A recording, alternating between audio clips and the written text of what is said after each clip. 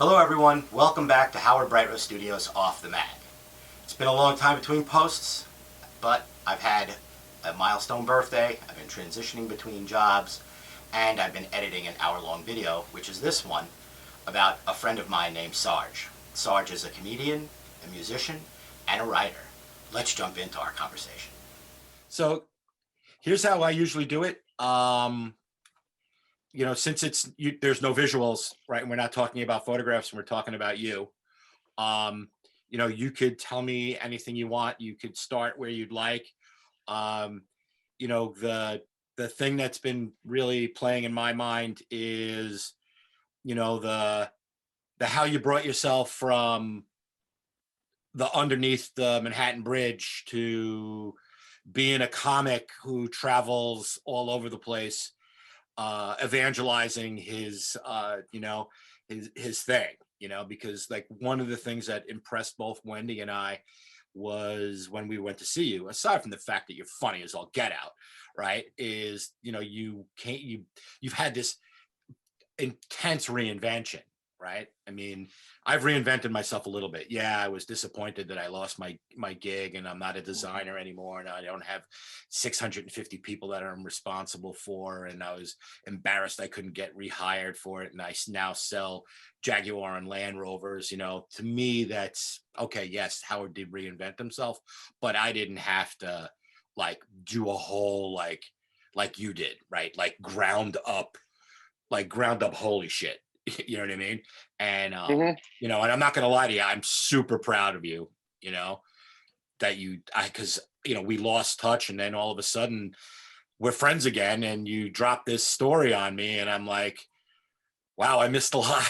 You know what I mean? So, so you wouldn't have been helpful anyway. No, I probably wouldn't have been helpful, And by the way, I'm back at Sarge Pickman, welcome to Howard Bright Roses Off the Mag. It's been a long time, just about 30 years. I knew you back in the day of days. Now I understand, and I've come to see you. You are a musician. You're a super funny comedian. What have you been doing with yourself for the last 30 years? Wow. How many hours is this Off the Mag thing? Is this just like a 5-hour thing? Well, you know what. I mean, yeah, but you got to put parentheses around it. I need cones. It's kind of like a driving course. I need cones, or else I'm going to go right up on the bank. No, it's funny because thank goodness things have started to come back a little bit. But I got a great story for you because I know you're into music, and I saved this for you. This happened the other day. I was in Turks and Caicos, and by the way, I'm Jewish and I'm Black, so I'll say that right off the top to assuage anybody's ideas of being offended by any ethnic references that I might make, because I am both Black and Jewish, two of the most loved and beloved ethnic groups throughout all of recorded history, Blacks and Jews. People have been chasing both my people for years and years and years, and they've tried to wipe them out. It seems like the Jews. So what are you gonna do? I said, I'll do my Haftorah, and then I'll leave. He says, you got a Haftorah? I said, I'm Black and Jewish. We only had half a Torah. The first half I'll do that, and the other half I'll read from Uncle Tom's Cabin. So I'm a Black Jew, as I previously referenced. I'm not all the way Black. I'm actually beige. My father pulled out. No, so I told you I'm a Black Jew, and I should explain it because it's not just some comic gimmick. I'm me here. Do you understand? I'm not hiding behind some shtick. I'm really Black and Jewish. My birth mother was an Orthodox Hasidic girl studying to be a doctor in Chicago. Somehow, she became pregnant from a Black man. Or the Orthodox story, which was she sat on a bench near a basketball court without panties. So,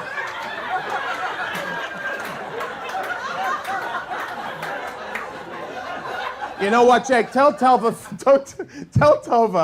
Felchu. Tell her she doesn't have to come down. I got this. Tell her show is 30 blocks south of here. It's called Broadway. You understand? I need this show. You understand? I need this little proscenium. Ladies and gentlemen, thank you. My friend Sarge! and you have to pre-print your immigration and customs form. You got to do everything. I went with a dossier, with a folder. It looked like a cold case file. I show up at the airport, and now I'm licking my thumb and I'm showing paperwork. Somehow I got to Turks and Caicos, and I don't even know what the gig is. I just know that I'm getting paid a really good wage, given what we've been through for the last year. I'm getting paid a lot of money to go to Turks and Caicos, and they paid me a month in advance. So, and that's the other funny thing. When you're getting paid in advance for a gig, like, you do sales, you do marketing, you do art, you service accounts. You like to get paid when you perform the services because it feels like a reward. When they pay you in advance, it's like pressure because now you better be good, and comedy is something you can't force. So anyway, I fly to Turks and Caicos and I find out that I've been booked by a clean energy billionaire and 22 of his Jewish clean energy friends. And they're all billionaires. There are 3 comma club, as they say, and very wealthy. Aspen, Houston, Southampton, Fisher Island, Manhattan. There's a Jewish, now I learned this very quickly. Jewish couple. Under no circumstances should you ever talk to the man in the Jewish couple. He is the most marginalized and beleaguered person on earth. He is one nap away from never waking up. He has been told he's a schmuck and a moron over 3,000 times, and that's just on the way over. He doesn't know where to park. He doesn't know where to drive. He's never wearing the right pants, the right shirt. He doesn't walk. He's breathing too loud. His posture's no good. He doesn't know what he wants to eat, and if he does, he can't have that. Every night they have entertainment, and every meal is a bounty. They're bringing in chefs from the Food Network to prepare lunch and dinner, and they had the chefs from Chopped for a dessert challenge after my show, and they had the Iron Skillet guys coming tomorrow night. 2 nights before I arrived there, it was Beyonce and Jay-Z. The night after me was Usher, and tonight is mine. And I only find out about all of this when I get there, so I don't have any chance to really prepare. But when I'm hearing Jews diving, okay, these are very, very rich Jews, which means they bought everything above the water. And now with scuba tanks on, they're looking for things to purchase underneath, in the ocean. They're done buying everything up here. Now we've got to find maybe a pirate's chest, maybe buried treasure. So anyway, I get there and I do the show, and it goes exceptionally well. And I'm staying in a villa with, when you lay on the bed and you look at your toes, the turquoise of the ocean, 3 beach chairs, a patio, and next to my villa is a 100-yard infinity pool. I mean, just breathtaking. This guy. No, Sammy Davis had to go through his whole career, the black Jewish thing, and he sang his way out of it. He didn't have punchlines. See, I was born with punchlines, black and Jewish. I shoplift, but just wholesale. These are so easy. Black and Jewish. Jewish part doesn't work on Shabbos. Black part tries not to work the other 6 days. You see what I mean? And so I'm in one of the villas that was set aside for the entertainers. So now I do my show. It goes very, very well. And then I take my leave. I go to bed. I'm leaving the next day on the 4 o'clock flight. I decide I'm not going to the other side of the resort to exercise. I'll get in the infinity pool and I'll do some laps. So I start doing laps. This is where it gets to be a Howard Bright Rose delight. So I'm doing laps and I'm swimming and I'm going back and forth. And I did about 4 or 6 laps. And then I came up to rest on the side of the pool. And I hear, "You got me on your knees, Layla. I'm begging, baby, please, Layla. Da-na-na-na-na. If I saw you in heaven." So I'm thinking, oh, someone's playing a CD. Somebody's playing music. And I look over there, and in the great room immediately adjacent to my villa, Clapton is rehearsing. Clapton's rehearsing. Wow. Clapton. Can I use real words here? Yeah. Fucking Clapton. Yeah. Fucking Clapton is over there. So I'm like, oh my God, that's amazing. Okay. So I continue to swim, and then 2 laps later, this guy comes over with a vein popping out of his forehead, veins in his neck, like a martial art, like a mixed martial artist type guy, like a dangerous guy, the kind of guy that you'd see in a Hummer, you know what I mean, driving with his elbow out the window with a spike bracelet, you know. He comes over and he says, "Good afternoon, mate." I said, "Hey, mate, how you doing?" He says, "Listen, I'm going to need you to clear the area. My boss needs complete privacy when he rehearses." And I said, "Well, no one gave me any advance notice. I'm here to do my exercising." So he said, "Yeah, well, I'm going to need you to clear the area." I said, "Well, this is my pool. It's adjacent to my villa. This is my little area here, and I'm not going to bother anybody." He goes, "Well, no, your presence here is bothering me, basically." So I said, "Well, I don't understand." He goes, "You're going to have to clear the area." I said, "Well, I'm not clearing the area. Okay, nobody gave me any notice. I'm not bothering anybody." I said, "I was the entertainer last night." He says, "Oh, you were the entertainer. Well, what kind of entertainment do you provide?" I said, "Well, I'm a comedian." "Oh, what would be your name?" And I said, "Sarge." And he said, "Oh, Sarge, isn't that interesting?" He says, "You're in the military?" I said, finally, I just told him, "Hey, listen, I know your boss. Your boss knows me." He says, "Oh, my boss knows you. You know my boss." I said, "Well, yeah, kind of." So he says, "Really?" He says, "Wow, okay." And he walks away. I continue to swim. A few minutes later, his boss comes out and he shouts over to this dangerous guy, "You didn't say it was Sarge." He says, "How are you, Sarge? What's going on, mate?" He says, "What are you doing here?" I said, "Well, I did the show last night." And he says, "You're going to be here for mine?" I'm on Friday." I said, No, I have to fly out today." "Ah, what a bad thing." He says, "Well, man, good to see you. What have you been up to?" And we, caught up a little bit. Turns out I don't know this guy from legendary celebrity circles. I don't know this guy from rock and roll. I know this guy from the world of Los Angeles recovery, which I was in for 11 years.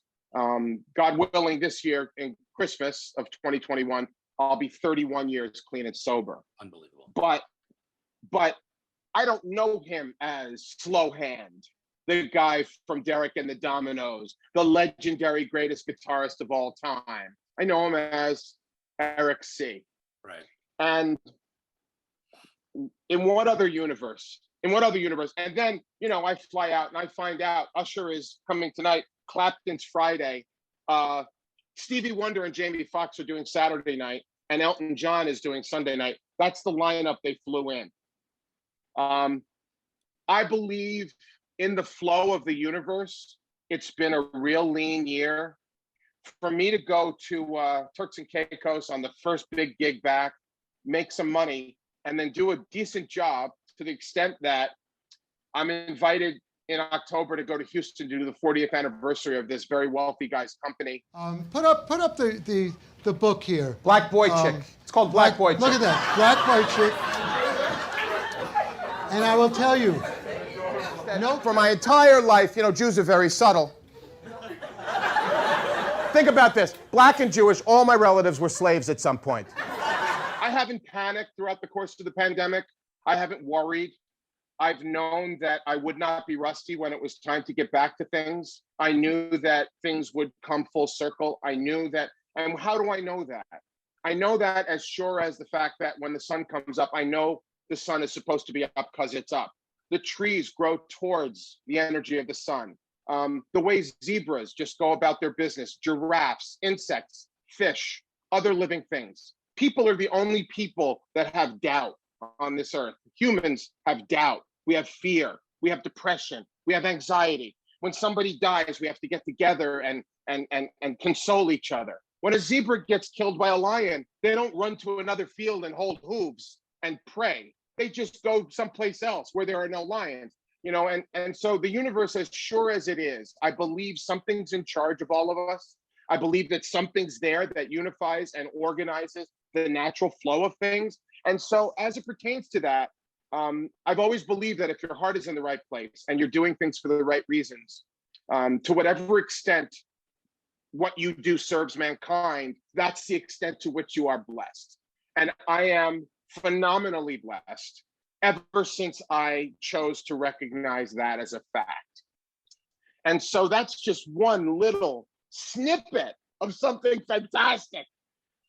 Recently, and I've been given an opportunity to make people happy And even during my darkest days as a drug addict and an alcoholic who ended up homeless on the streets of New York City, where you and I used to cavort and go clubbing and hopping,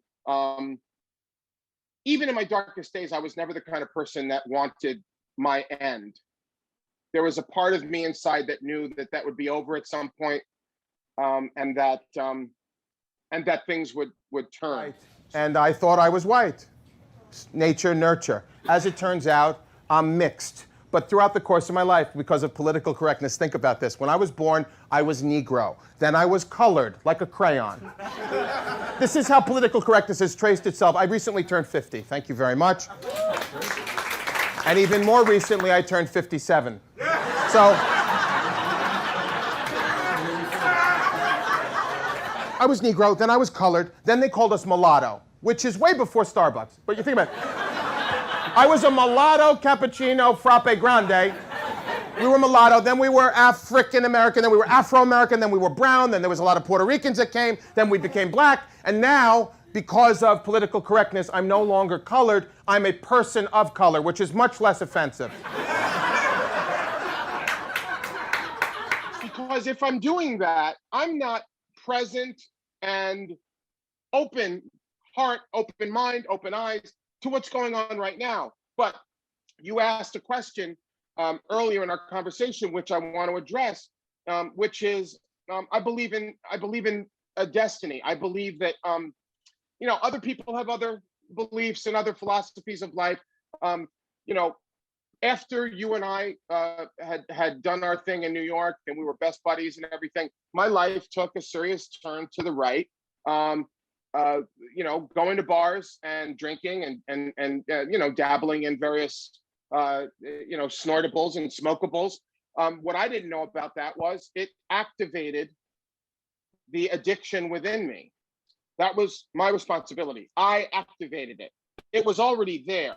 The same way as if I was allergic to strawberries and I ate strawberries unwittingly, unknowingly, and broke out in hives. I activated that allergy, not knowing that strawberries cause hives and a rash. I activated an entire addict life with the dabbling in the various drugs. It just hit the first domino. And as we've learned, and as we know from addiction, a lot of people know, a lot of people don't know, the addiction has to run its course until all the dominoes is fallen. See, because even if you put your hand in and stop the domino from hitting the next domino, the rest of them still have to fall at some point before you never have to set them up again. And consequently, I was a very talented person, perhaps, very capable, a chameleon out of necessity, had a lot of different jack of all trades, master of none at that point. And ultimately my addiction superseded everything else in my life and became the main event, the drugs and alcohol and the pursuit of those things by any means necessary. And that always involves some criminality. And, I'm a Jewish criminal. I stole from people I knew, like scams. And my big scam was everyone knew I worked at CBS network in sports broadcasting at one point in production. And so I would visit people I knew from college, from growing up in Long Island, from growing up in the city, from the fashion industry, which I was an agent in and at 24 owned an agency in. I knew lots and lots of people. So I would tell people my car had been towed in New York, and everyone knew if your car's towed, it's $300 at 12th Avenue to get it out of impound. So I would tell people that my car had been towed, my wallet was in the glove compartment. Could you loan me $300 so I can go get my car out? As soon as I get it out, I'll come back, I'll go to the ATM with my wallet and I'll get you the money back. And I must have run that scam, 70, 80, 100 times. And various and sundry other ones. And rather than tell you what it was like to be a crack addict who was addicted to angel dust and ketamine, and drinking an entire fifth of bourbon every day, which ultimately resulted in me ending up with no place to live and only one friend left. I prefer to tell you what the linchpin was, what the fulcrum, the turning point, what tipped the scales in the other direction. I had one friend left, He was a guy I knew from Boston, whose family was very successful. But this guy was an executive at Macy's. I asked him if I could use his apartment for the weekend. He says, "Well, I'm going to Aspen, no problem.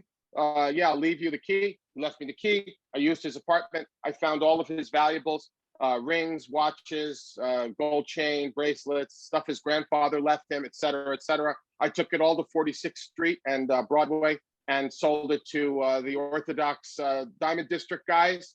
I got 1/100th of what it was worth. I must have stolen $30,000 worth of jewelry. I think I got 1,500 for it or whatever it was. And that went directly into my system in the form of drugs and alcohol. But that's what I did. And when he came home from Aspen from his ski vacation, he noticed everything was missing. I don't know how he found me, but he found me on the streets, asked me where his stuff was. I told him I'd robbed him for drugs and alcohol money. And he said, "Let's get you some help." Wow. Why am I an optimist? Wow. I'm an optimist because that kind of stuff has peppered my life. Now, I know as much as you would have liked to have pressed charges, you're also the kind of person that would have said, let's get you some help, dude. I know you differently. Yeah. No, because that's my nature, is to want to help people as well. I know. But that's I know. That is very big. And 24 hours later, I was in Delray, Florida, in a place on the beach, 275 footsteps from the beach in a 16-bed facility. And when I arrived on the steps to the place, a guy met me at the door at about 10:30 at night, because they fly you down, the whole thing. And I got there and he says, "Are you an alcoholic?" And I said, "No, I'm a drug addict. I just drink when I can't get drugs." And he said, oh, okay, right. Like, he was playing along. He says, "I'll tell you what, I had a trash bag, a bathroom trash bag, not a one from the kitchen, the one from the little can in the bathroom of things. That's all I had to my name, me and my little bag." I handed him my bag. He says, "I want you to go in the other room and ask God to remove the obsession to drink and drug from your life." And I did. And I went in the other room and I asked God to remove the obsession to drink and drug from my life. And that was December 27th, 1990, a couple of days after Christmas. Never took another drink or a drug ever again. Didn't have the desire to. For the 9 years preceding that, I had the desire to do nothing but that.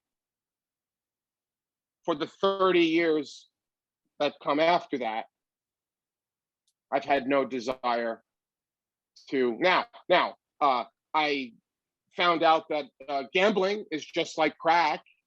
I found that out. I found out extra cheese pizza and cheeseburgers and rugelach and cookies are just like that. I had other bridges to cross in terms of addiction transference, but from right there. And so the essence of what I do today, 3 days into treatment, they told us to go to the beach and think of what we would try to do with ourselves if we could not fail, if the ultimate power of the universe was in our corner, because some force saw fit to not take me to another place behind my ferocious addiction. Many people die. You'll hear, "What happened to Paul?" "Oh, too many salty snacks." "What happened to Dennis?" "Oh, he got a bad shot of heroin and he OD'd and he died." "What happened to Lenny?" He got T-boned in an intersection." I was ferociously determined on an incremental basis to kill myself with substances. And here I was 3 days into rehab and I had no desire to use and I was not dying yet. And they said, "What would you attempt?" And they said, "Meditate, close your eyes and think about it." So I went to the beach with all the other patients. There were 15 other patients. We found our own space and I thought about it. And the first thought that came to me was my grandfather, who was my hero, took me to see Don Rickles perform at a Catskills hotel called Grossinger's up in the mountains. And I remember being 6 years old and seeing Rickles performing. We were a Concord family. We were a Grossinger's family. We were a Concord family. I got to see, all the other guys. I saw Buddy Hackett because Buddy Hackett did the Concord. Alan King. Got to see him too. Buddy Hackett, all of them. So I'm sitting by my grandfather's legs in the showroom, and I'm watching the audience like this. I'm listening to Rickles, but I'm watching the audience, and the people are in hysterics. And I remember thinking, and this was all in this little mini meditation I'm doing at the beach. And I remember thinking, I don't know what he's talking about, but these people love him, and they are having such a good time. They're knocking over drinks. They're draped over each other. They're laughing so uproariously. And the feeling in that room of 2,000 people watching Rickles in his heyday. And I'm sitting on the beach at rehab 3 days in, and I thought, you know what? I remember thinking when I was 6, I don't know what he's talking about, but I want to do that. And I never got back around to it until I was absolutely down to the brass tacks, the balls of my ass, bare bones, nothing to lose. I'd already lost everything. The only thing I didn't lose was my life. Right. And so I set a course for adventure. And shortly thereafter, I began to do open mics in New York, and there's a lot of magic in the precursors to that. But just for the sake of time, I just started doing open mics in New York, and I very quickly became one of the best open micers. And then I became one of the first guys from my open mic group to break through at the clubs, and then magical things happen. Another kind of spoon, there's a draft. Do you feel that there's a draft? Every Jew feels a draft. You could put a Jew on death row in solitary confinement, and they will, within 15 minutes, call the warden. There's a draft in my cell. I'm not spending a life sentence with a draft. And all of a sudden, and this is another piece for you, early in my career, I used to do 7, 8, 9 open mics a night. I'd run around Manhattan trying to get stage time. And there was this one club called Caroline's, which I'm sure you're aware of, on Broadway. It used to be on 8th Avenue, right. And then it was at the Seaport. But they had a new talent showcase night. And I became friendly with the guy that ran that on Tuesday nights. And you had to bring people. They're called bringer shows. And you have to bring 10 people. Well, after you've done it 3 times, you can't find more than 10, 12 people in New York that you can make come see you suck as a comedian. Right. You can't call them again. Right. You may have 1 or 2 friends that go, oh no, anytime you perform, I'll come. Yeah, but I still need 8 more people. You know, right. If you bring 10, they'll put you on, right? So suddenly I became good enough that the guy that ran this thing, he didn't make me bring people anymore. He would just put me on. And for $30, they give you a tape, because you need a tape. You need to show people that you're in front of a crowd. And when you're a new comic and you're an open micer, you don't have crowds. You work in front of 4 people who are on after you. You know, you're like, hey, thanks for coming out tonight. And they go, we're on after you. Shut up, you know. Right. But here I am at Carol. I finally get a good tape. And I'm on a Tuesday night, and I decide, you know what?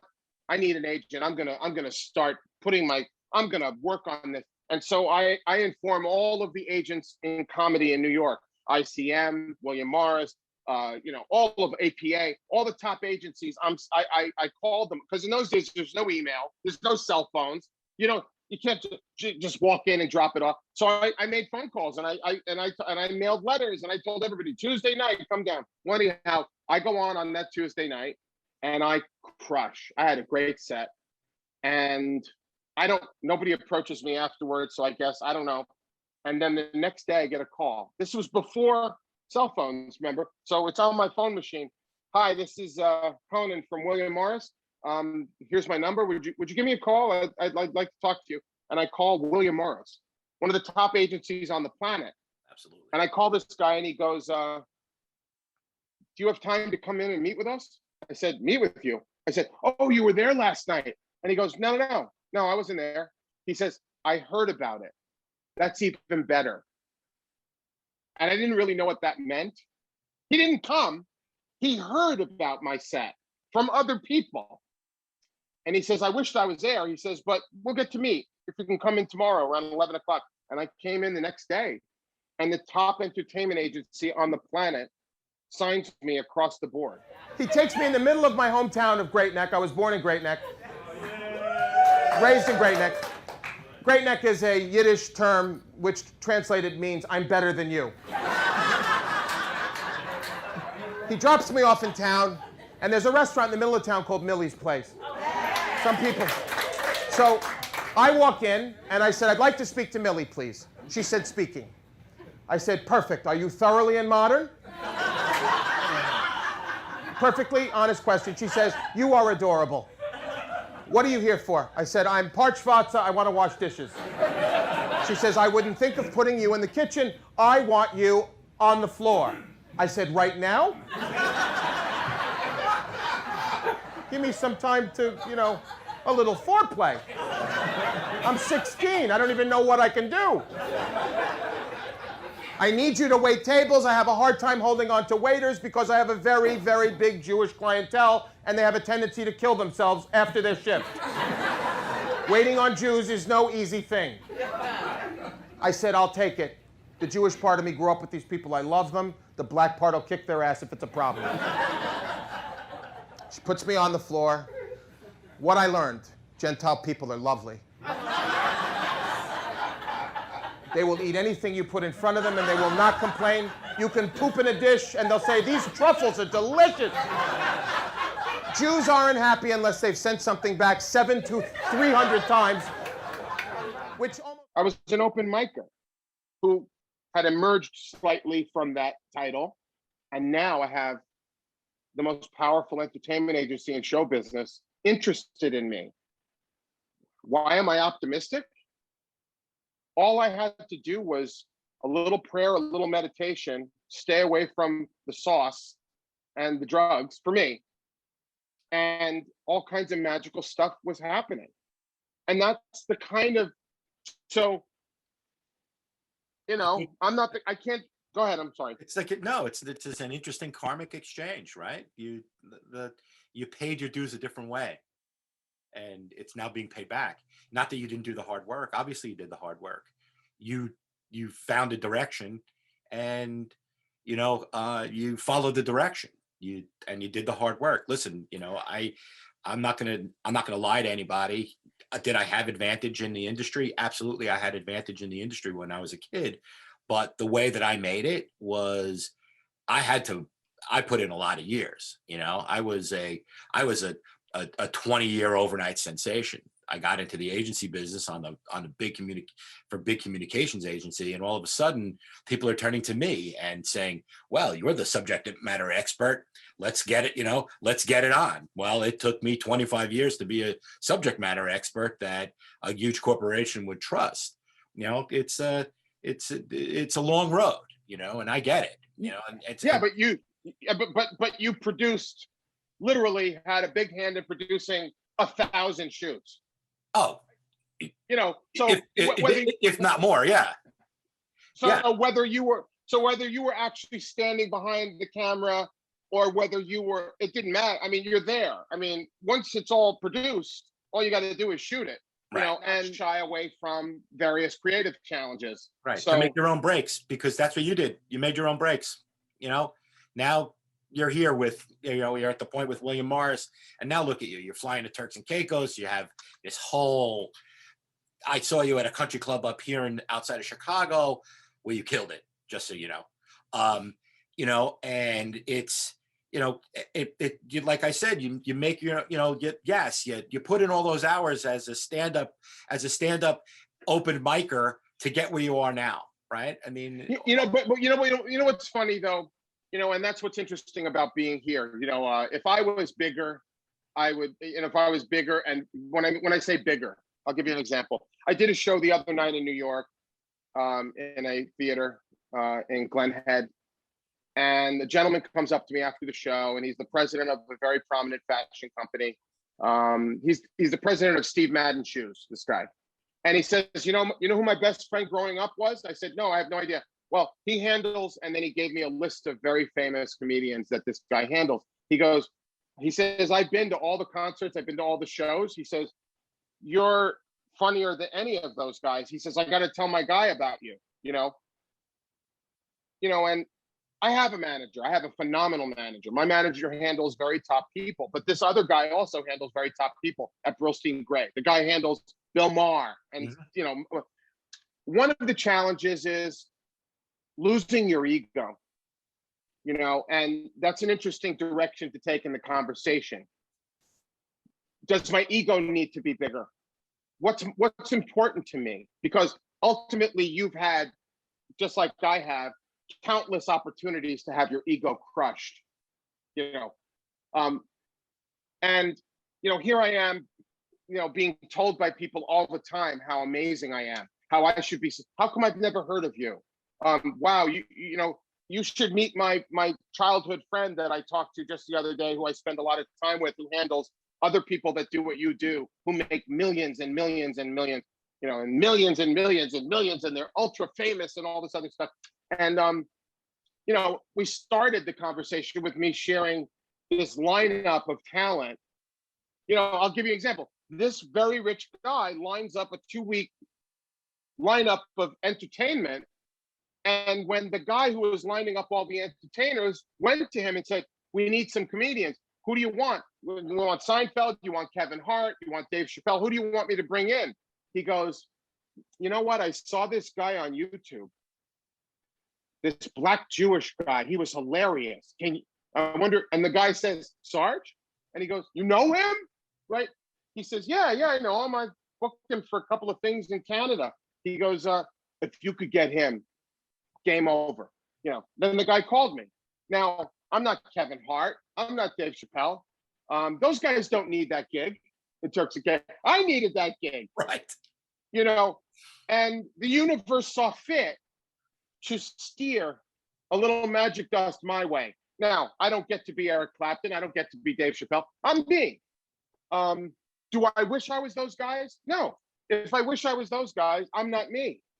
I have to make a great hand out of my cards. I don't have your cards. I don't have their cards. I also have to own the fact that I didn't start this until I was 29 or 30 years old. All those guys started when they were juniors in high school. I was 10 years behind before I even set sail on this journey.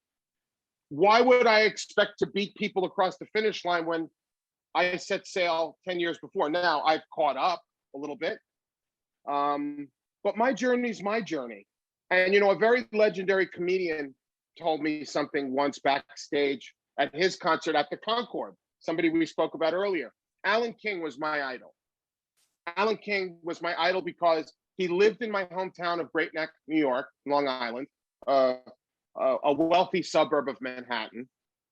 And I saw him on Johnny Carson all the time. And I saw him at the bagel store in my town. And many Sunday mornings, I would ride my bike down and sit out in front of the bagel store so that when Alan King rolled up in his Rolls Royce to walk inside in his robe and slippers and pajamas to get bagels and then pick up whitefish salad, when he would come out, he would give me his change. And ultimately, many years later, I reminded him of that fact. And as it turns out, my grandfather used to play gin with him at the Friars Club. Okay. So I became friendly with him. And one night backstage at the Concord, I'm glad you brought up the Concord. I'm standing there with Alan King, and he's drinking some gin. He was drinking a lot of gin. Now I'm sober, I don't drink. And I said, isn't that a lot of gin to drink before you go on? He said, have you seen my show? He says, I've seen my show 4 million times. I got to have a couple of drinks in order to, we laughed. And I said, boy, how much longer can you do this? He goes, I got cancer. I'm dying. And I said to him, do you have any regrets? And he went, regrets? I have a few, but yet again, too few to mention. He sang the Sinatra song. But then he said, I was a lousy husband. He says, I wasn't a really good father and I was a crappy son. He said, I was so busy being me, I didn't devote myself to those other things. He says, Sargula, don't worry about your career. The universe, God gives you jobs. Be a good husband, be a good father, be a good son, and let the universe take care of the Sarge part. Don't worry about the Sarge part. You don't have to run around the planet being Sarge. The planet knows where you live, and they'll find you, and you'll be invited places. Because what you miss when you're driving it is you miss your life. And at the end of the day, what is it all for? What is it all for? Making someone you love smile, making someone you don't know smile, putting a smile on people's faces. Subsequently, I've had some brushes with fame like that, where I've had, close personal relationships with legendary type people, and none of it resulted in any major boon to my career. It wasn't like he put his hand down and said, "Here, let me get you a TV show, or let me give you $1 million." It wasn't like that. When I met Gary Marshall and he saw me perform, and I subsequently got to meet him over the phone for the first time, the first thing he said to me was, "What are you so happy about?" And I didn't really know how to answer that. I said, "I'm happy." He says, "Oh my God." He says, "You're so happy." I said, "Happy?" I said, "You mean I look happy?" He goes, "No, you're a happy person." He says, "Usually comedians are miserable, neurotic, misguided, tragic, alcoholic, drug addicted, dark, negative, self-destructive people." He says, "You're a happy person. What are you so happy about?" And that brings us full circle to every one of us has a journey. What am I happy about? I didn't start becoming a professional entertainer until after I dealt with my demons. My comedy and my performing career and my performing life is an outgrowth of positivity, meditation, prayer, happiness, health and well-being, making the world a better place. So what I do for a living now is an outgrowth of a different chapter of my existence. It's almost like fresh, fertile soil. I wasn't weeding any gardens. These were new seeds at 29, 30 years old, which once again brings up the point. It's never too late to set sail. The wind will come. It'll be windy sometimes, and sometimes you're going to have to row. And sometimes you're just going to have to sit there and just know that it will be windy again, because that's the nature of things. Having faith in the fact that there'll be wind. And then you can pull your sails, and then you can, and it spurts and it spurts, and then it slows down a little bit. But, what do you do in those quiet spaces in between the noise? And Clapton, this is a Clapton quote: "What makes music music is what is the silence in between the notes, not the notes themselves." What do you do in the time frame in between? Everybody can rise to the occasion. What do you do between now and the next time you have to rise to the occasion? What is the occasion? And so fortunately, I found my why, I found my how, and I found my who. And all that leaves is what? Right. And that's Yeah, no, that's great. My journey kind of got stopped. I got let go from the big organization that I was with, and then I got another job really quickly, and I was with them, and then that ended because it was like a consultant's job. It ended, and then I couldn't find a job, right? And back in the industry, so I had to do what I had to do. I have a house in the in an upper middle class area outside of Chicago. I have a wife who I love dearly, who I feel compelled to take care of, because that's my, she is what I do it for. And, and I was like, what am I going to do? So what happened is that for me, the way it exacerbated it is I got very angry, like very angry.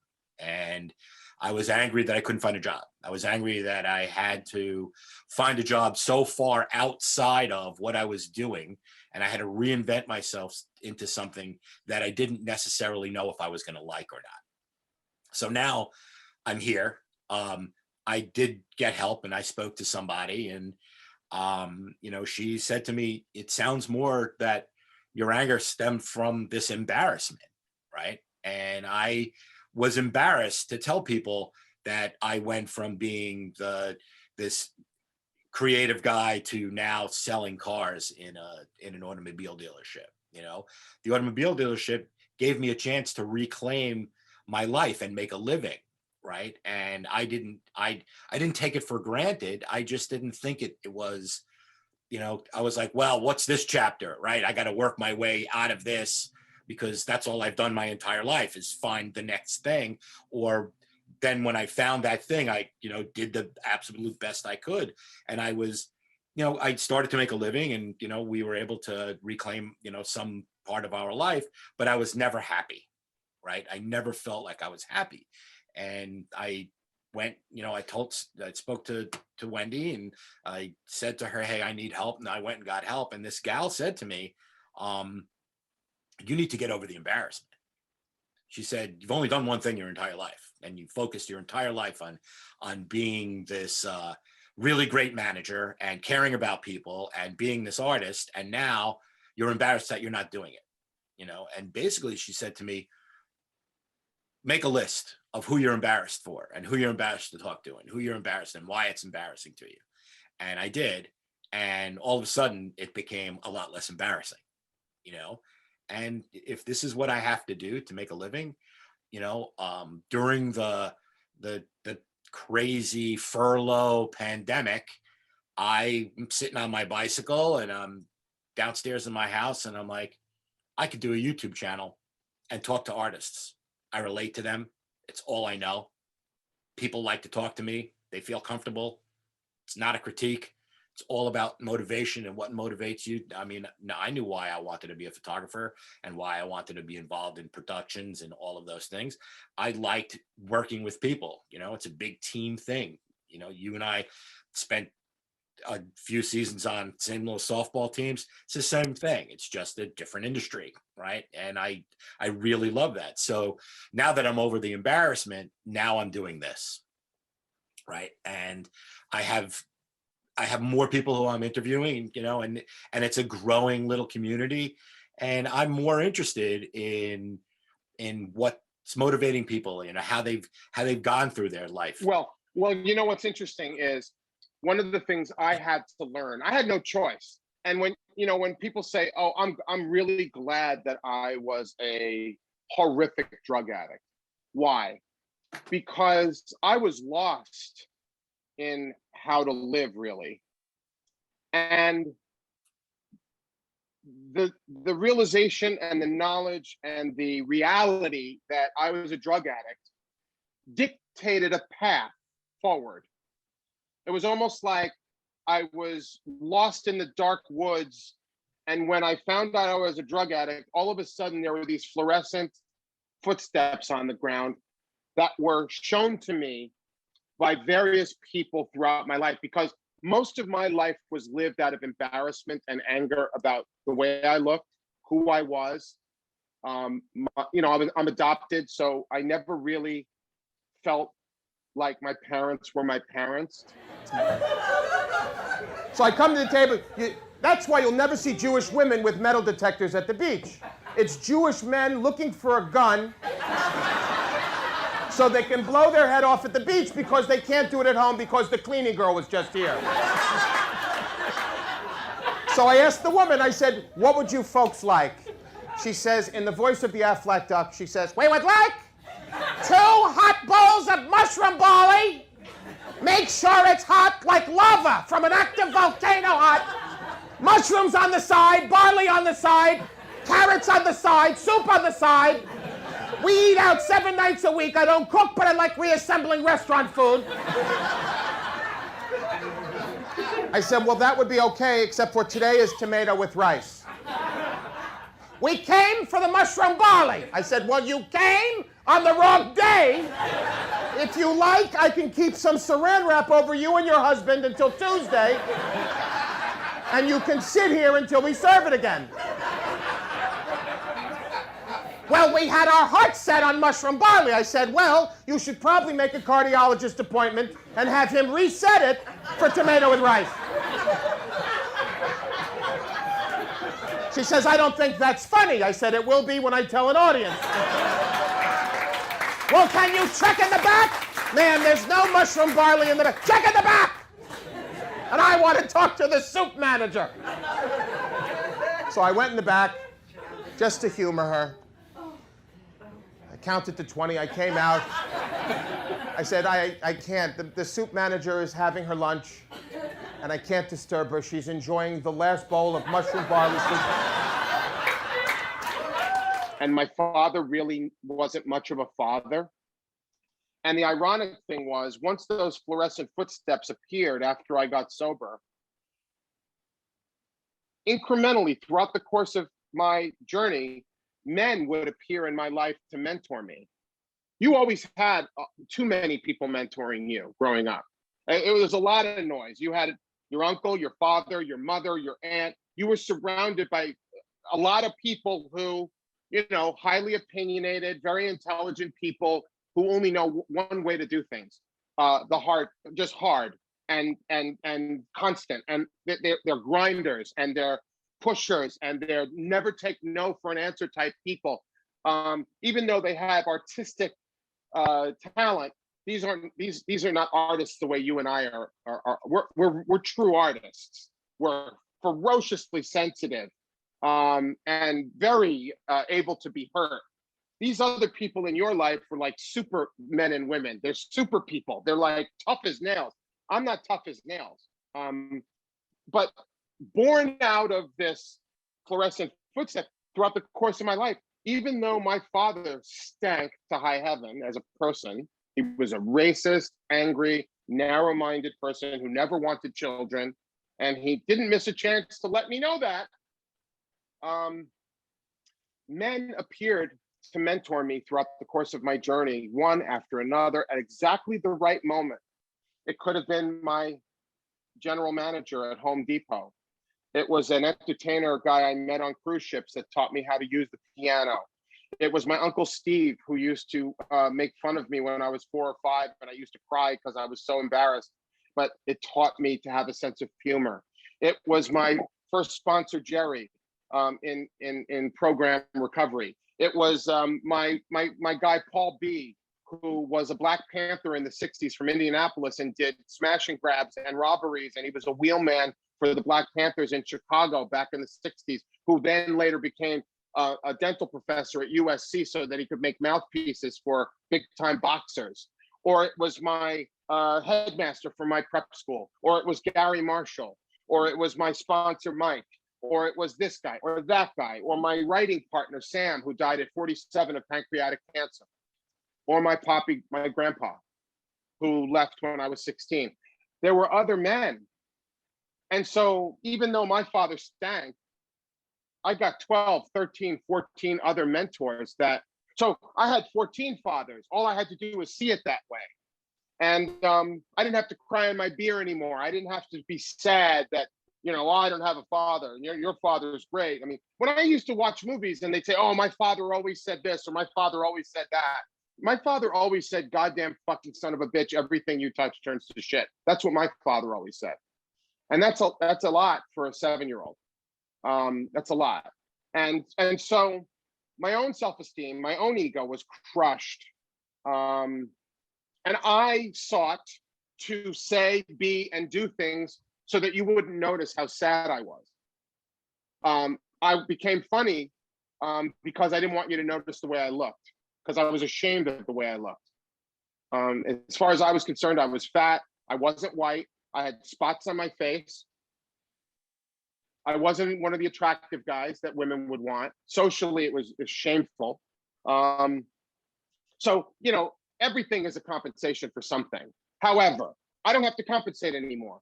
If I just show up as me, but people say this all the time. Oh, just be yourself, Howard. Just be yourself. What if you don't know who you are? Right. It's a big. People tell you, and that's a journey. It's a journey to find out who you are. It's a journey to find out who you are. Just be yourself.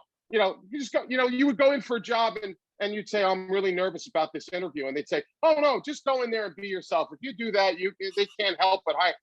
Yeah, but what if I'm a braggart, or I'm ashamed of myself and I'm constantly name dropping so you're impressed with who I am? Or what if I'm constantly joking to obfuscate and obscure the fact that I'm really uncomfortable with myself? or what if, what if, what if.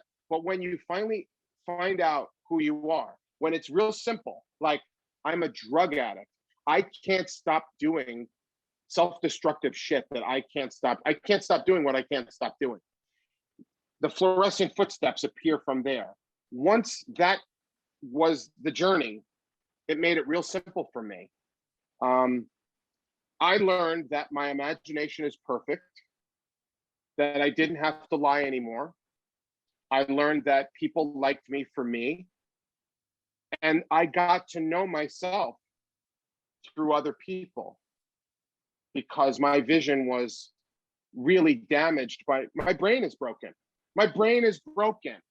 I didn't pick people to be in relationships with that were right for me. I picked these fantastical people. You know, I picked off a fantasy instead of allowing the universe to send me somebody that would be perfect for me. All these things that I learned, and but at the end of the day, if you had called me when you were going through what you were going through, I would have told you one thing that might have eased your burden and your journey. And it's one thing that I learned, because when I got sober, I wasn't moving back to New York to work at CBS or to have some tour. Because the whole time you knew me, I had great jobs. I worked at 2 of the top modeling agencies in the world. I was 24. They gave me a third partnership in my own business. I was making phenomenal money. Then I went to the actor studio. Then I did this. Then I worked at ABC Sports. Then I worked at CBS Sports. Then I worked at ESPN. Then I was homeless. But what I learned is that you must have spiritual solutions to your material problems, not material solutions. We all know people who have material solutions to their material problems. You can't buy joy. You can't buy self-improvement. You just can't buy it. It has to be lived. And when I got sober, the first job I did was cleaning toilets in a health club. First opportunity to get a job, my father said, you're 16 years old. He says, you're getting a job. So I said, where are we going? He says, I'll take you to A&S department store. Sure. You're a schwarzer. Tell them you want to push a broom. He says, you're half schwarzer. You're good at sweeping. So I walked into A&S and I said to the woman, I'm half schwarzer. Give me a broom. She said, oh my God, you're adorable. You must do other things. I said, of course I do, but for your intents and purposes, I need a broom. My father said I should sweep. She says, I only have a job in women's shoes. I said, I'll take it. And that's where she put me. And this is where I learned the difference between Jews and Gentiles. Gentile people are lovely. The next job I had was bringing the carts in off the lot at Home Depot. I saved enough money to buy a moped. The next job I had was playing piano in an Italian restaurant in Delray Beach, Florida on the Intracoastal. The next job I had was a head counselor of a camp in the Poconos. The next job I had was at ESPN. And then ultimately, the next job wasn't a job. The next job was what I've been doing for the last 30 years, awesome. Which is showing up as me without any embellishment or any exaggeration or any embroidery. And the validation comes from I'm sharing myself with people, and that's good enough. And it makes people happy. And they repay me by thanking me and telling me how happy it made them to sit in an audience that I was in charge of for an hour and a half, 2 hours. It just was the greatest experience for them. They don't have to hand me millions of dollars. I don't have to be famous to do that. All I have to do is show up. And I'm still on the rise. My best days aren't behind me. My shows haven't been canceled, and I'm wondering how much longer I can keep this up. I'm still excited to come to Chicago in July. I'm still excited. I have 3 nights of work in a row next week. I'm still motivated. There's a lot of zeros on one of them. There's only 2 zeros on another. There's 3 zeros over here. It's not really about that. It's not about the zeros. It's about having a spiritual solution to my material problem. And if my material problem is some circumstance, my only solution is to acknowledge that there is a spiritual Wi-Fi in the universe that connects us all. Everything that lives is under its auspices. The planets stay where they are for some reason. Even when you can't see the sun, you know it's there, even though it's blocked by the clouds. And it's about the air that we breathe.